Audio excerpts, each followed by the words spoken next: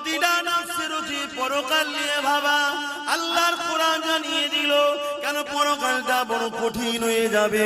যেদিন কিয়ামতের দিন হবে, ময়দানে মাহশর হবে, অর্থাৎ ওই দিনটা হিসাবে দিন, বিচারের দিন।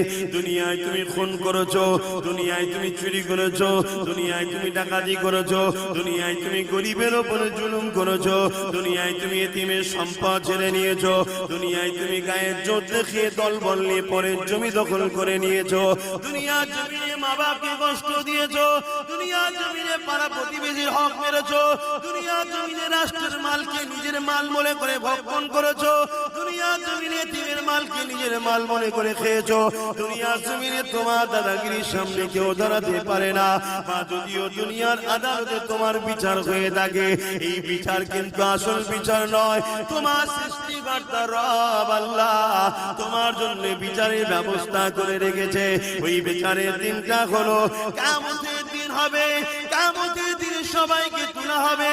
তুমি যদি মনে করো মারা যাবার পরে সব শেষ হয়ে গেল, তাহলে তোমার তো আল্লাহর পাওয়ারের উপরে ঈমান নাই, আল্লাহর ক্ষমতার উপরে বিশ্বাস নাই। আল্লাহকে তুমি তাহলে এখনো চিনতে পারোনি। আল্লাহ ক্ষমতাকে যে অস্বীকার করে, আল্লাহকে যে চিনতে পারলো না, তার মধ্যে ঈমান আর কোথায় রইল?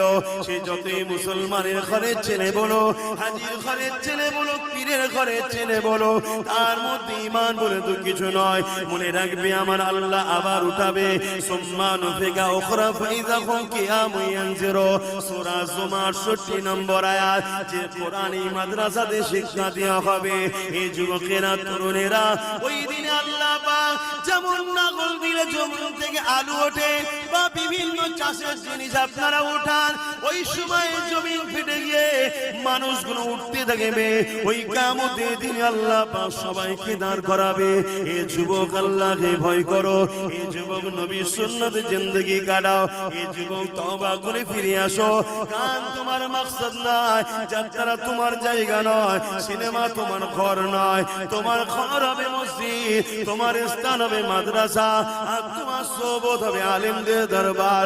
মনে রাখবে এত শান্তি তুমি পাবে, আখিরাতেও শান্তি পাবে।